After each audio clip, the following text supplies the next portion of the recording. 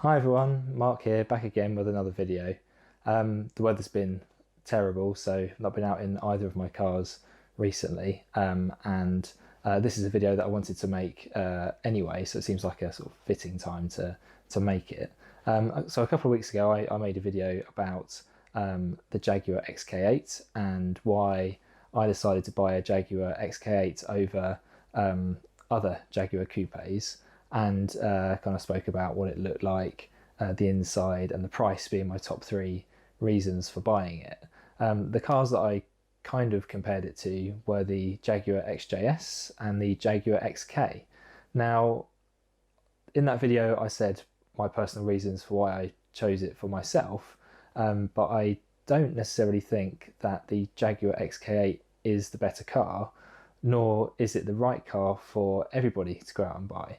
So this video really is to talk about why I think the Jaguar XJS and the Jaguar XK X150 shaped cars are potentially better than the XK8 and quite possibly a better buy for different individuals. So kicking things off then with the Jaguar XJS, it came out in the 70s as a replacement for the E-Type, and it was a bold sort of change in direction styling wise for Jaguar. And although I kind of don't think that the XJS is a beautiful car, it most certainly is a handsome vehicle, and it's a very sophisticated shape, the XJS. You wouldn't kind of expect any sort of like spotty oiks sort of driving it around. It's very classy, and also where the XK8 could potentially be considered some sort of retrospective facsimile of something of the past, the XJS is very sort of forward-thinking and avant-garde for the time, actually, and a uniquely styled vehicle as well. So you won't find anything that looks like an XJS.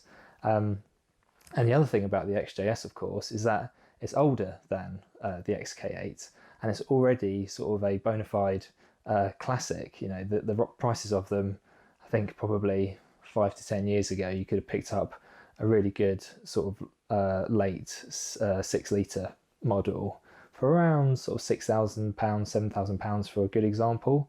Now, like a decent V12, you're looking at like 2 to 3 times that. So definitely hit their status as a classic there. So if you're thinking about investing in the car, then although you might not get complete bargain getting an XJS, the prices are very unlikely to go down.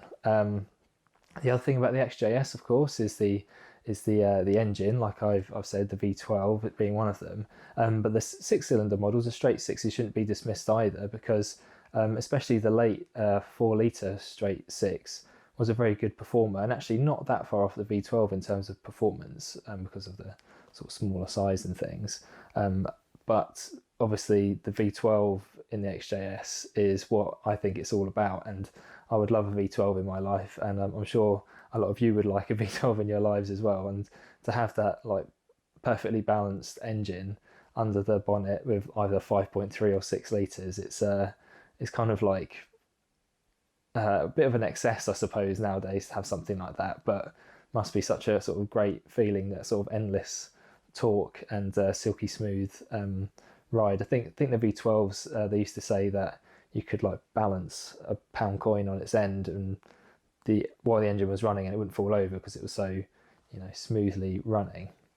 The other thing about the XJS, I suppose, is, you know, kind of subjectively, the interior is a lot more sort of classically styled. So you might get, like on the early ones, you might end up getting like a motor Lisa or something if you wanted to replace the steering wheel, and it wouldn't look out of place.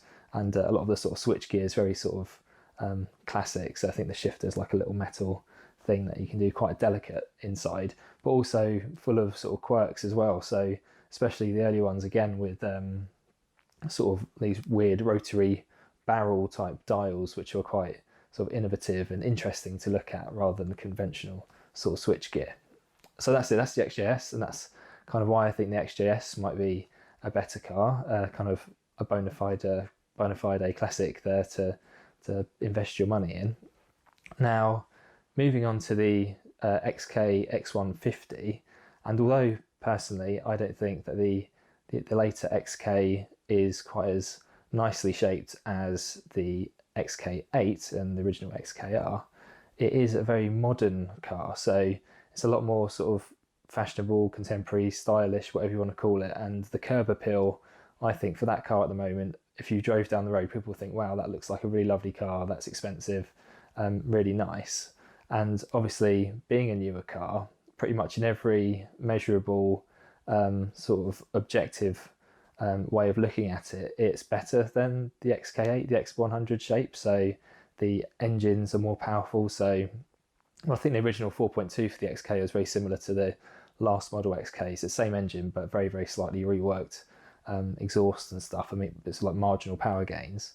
But the XKR of that shape was 420 horsepower versus 400 horsepower for the later XKRs. And then the later 5-litre cars, you're looking at, for the normally aspirated, like 380 odd horsepower, which, you know, that's more than what the original XKR had. And the supercharged ones, I think, are around sort of 500 horsepower. So massive sort of step change there in terms of performance. And also inside you get all of your modern luxuries, like you get keyless go on some of them, integrated touchscreen, sat nav, blah blah blah, Bluetooth, etc etc. A lot more sort of modern, up to date stuff. So if you like your mod cons, then that's maybe a car for you. I guess to go with those more powerful engines, which is also kind of another step up in performance wise, is the aluminium body. So the car is a lot lighter than the X100 or, you know, XK8, XKR. So it's a lot more sort of lighter on its feet and better handling. And that means that the extra power of the engines is enhanced again by the lighter weight, etc etc. So a lot more of a thrilling drive, I think, those later ones.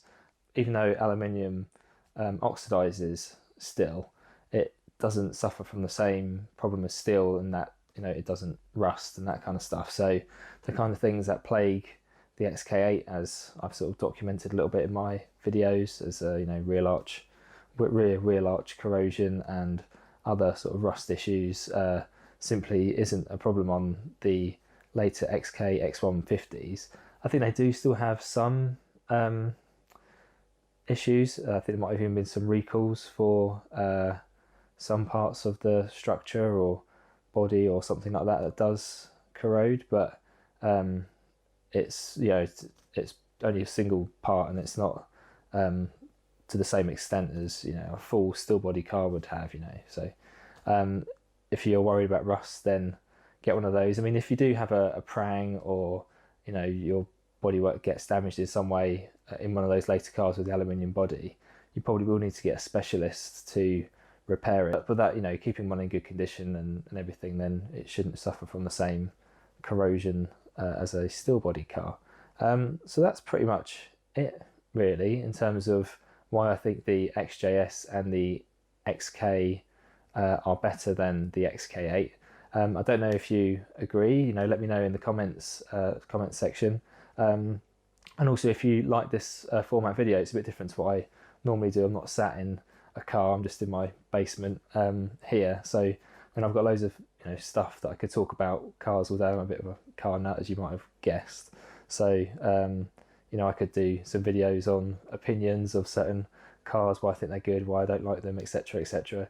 Whether everybody's interested in that or not, me just sort of prattling on about stuff. But yeah, anyway, thanks very much for watching, and I'll see you again very soon. Bye.